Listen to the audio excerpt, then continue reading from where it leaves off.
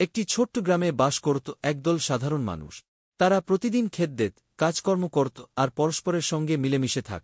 কিন্তু তাদের একটাই ভয় ছিল, সেটি হল গ্রামের পাশের গভীর জঙ্গলে থাকা রাক্ষসী। সে ছিল খুবই ভয়ঙ্কর, তার লম্বা লম্বা দাঁত, লাল লাল চোখ আর বিশাল আকার। রাক্ষসী প্রায় গ্রামের দিকে চলে আসত আর গ্রামের মানুষদের ভয় দেখাত। কেউ তাকে আটকানোর সাহস করত না। গ্রামের মানুষরা ভাবত, কিভাবে এই রাক্ষসীকে পরাজিত করা যায়।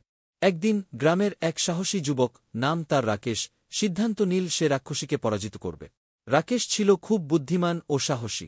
সে জানত রাক্ষসীকে পরাজিত করতে হলে তাকে শুধু শক্তি দিয়ে নয়, বুদ্ধি দিয়েও পরাস্ত করতে হবে।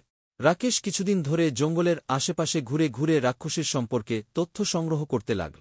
সে জানল রাক্ষসী রাতে খুব গভীর ঘুমায় আর তখন তাকে কিছুতেই জাগানো যায় না। একদিন রাকেশ রাতে রাক্ষসীর গুহার সামনে গিয়ে দেখল রাক্ষসী গভীর ঘুমে আচ্ছন্ন।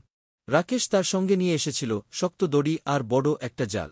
সে নিঃশব্দে রাক্ষসীর ওপর জাল বিছিয়ে দিয়ে দড়ি দিয়ে তাকে বেঁধে ফেল।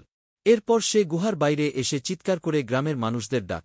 গ্রামের মানুষরা ছুটে এল। সবাই মিলে রাক্ষসীকে বেঁধে ফেল, যাতে সে আর কখনো গ্রামের মানুষদের ভয় দেখাতে না পারে। রাক্ষসী তখনও ঘুমিয়েছিল আর ঘুম থেকে উঠে দেখে সে বন্দী। রাক্ষসী তখন বলল, আমি আর কখনো তোমাদের ক্ষতি করব না, আমাকে মুক্তি দাও।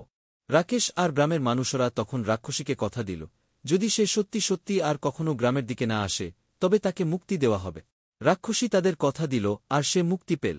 এরপর থেকে রাক্ষসী আর কখনো গ্রামে আসেনি। গ্রামের মানুষরা শান্তিতে থাকতে লাগল আর রাকেশ গ্রামের নায়ক হয়ে উঠল। শেষ।